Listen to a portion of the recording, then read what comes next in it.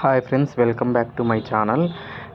ఈరోజు ఇడ్లీ పిండితో మీకు రోజు ఇడ్లీ తిని తిని బోర్ కొడుతుంది కదా, అందుకు ఈ పిండితో దోశ ఎలా వేసుకోవాలో చూపిస్తారు. ముందుగా మనమైతే స్టవ్ మీద ఒక పెన్నం అయితే పెట్టుకోవాలి. ఆ పెన్నం పెట్టుకున్న తర్వాత అది బాగా కాలిందా లేదా అనేసి వాటర్ అయితే చల్లి మనం చూసుకోవాలి. బాగా కాలిన తర్వాత ఆ పెన్నంకి నూనె పట్టించి తర్వాత మీకు చిన్నగా కావాలంటే ఒక గరిటె వేసుకోవాలి. లేదు దోశ కొంచెం పెద్దగా కావాలంటే 2 గరిటెలు పిండి వేసుకోవాలి. 2 గరిటెలు పిండి వేసుకున్న తర్వాత దానికి సరిపడా నూనె వేయాలి. ఈ ఇడ్లీ పిండి దోశకి ఏంటంటే మనం ఎంత నూనె వేస్తే అది అంత టేస్టీగా వస్తుంది, అంత త్వరగా కాలుతుందన్నమాట. ఏంటంటే ఈ దోశ పిండి కాలడం కొంచెం లేట్ ప్రాసెస్, కానీ అయితే టేస్ట్ అయితే చాలా చాలా బాగుంటుంది. అసలుకి కొంచెం లేట్ ప్రాసెస్ పడుతుంది. ఇది మామూలు దోశలాగా కూడా మనం ఇప్పుడు మామూలు దోశ అయితే ఒక గరిటె ఒకటిన్నర గరిటె వేస్తేనే పెన్నం నిండా దోశ వచ్చేస్తుంది. కానీ ఇదైతే అట్లా కాదు. 2 గంటలు వేసినా కూడా జస్ట్ కొంచెం దోశ మాత్రమే వస్తుంది, ఎందుకంటే ఇది మందంగా వస్తుంది. అది చూడండి. నెక్స్ట్ ఫస్ట్ అటు సైడ్ అయిపోయింది. తర్వాత ఇటు సైడ్ కూడా తిప్పేసి చూడండి, ఎర్రగా కాలింది కదా దోశ బాగా. ఇటు సైడ్ తిప్పాక కూడా కొంచెం నూనె వేసుకొని, మనకు నూనె కావాలంటే నూనె వేసుకోవచ్చు, నెయ్యి కావాలంటే నెయ్యి వేసుకోవచ్చు. మనకి ఏది కావాలంటే అది. చూడు, 2 వైపులా ఇట్లా ఎర్రగా కాలాలి.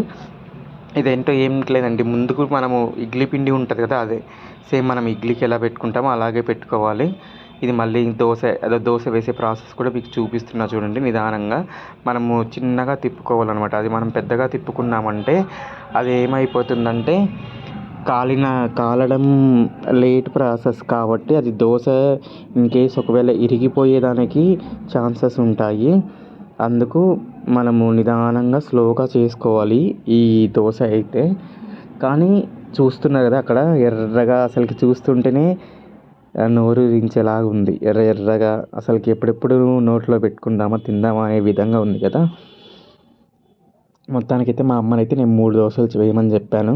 మరి ఇప్పుడు దీంట్లోకి కారం ఏంటో అంటే ఏదో లేదండి, మనం ఇంట్లో చేసుకుంటాం కదా మామూలుగా ఎర్రకారము, పొట్టిమిరపకాయలు, పప్పులు, ఎర్రగడ్డలు అవన్నీ వేసి అదే సరిపోతుంది. వేరే కారం అయితే ఏం అక్కర్లేదు. ఇంకా మాకు ఓపిక ఉంది అంటే మేము చేస్తామంటే మీరు ఏ కారమైనా చేసుకోవచ్చు. మొత్తానికైతే మా అమ్మని 3 దోశలు వేయమని చెప్పాను. 2 దోశలు అయిపోయింది. లాస్ట్ దోశకు వచ్చేసరికి ఏమైందంటే లాస్ట్ దోశ అయితే మొత్తానికి విరిగిపోవడం అయితే జరిగింది. ఆ విరిగిపోయిన దోశ కూడా నేను తింటాలేమో అని చెప్పి నా ప్లేట్లో వేసుకున్నాను.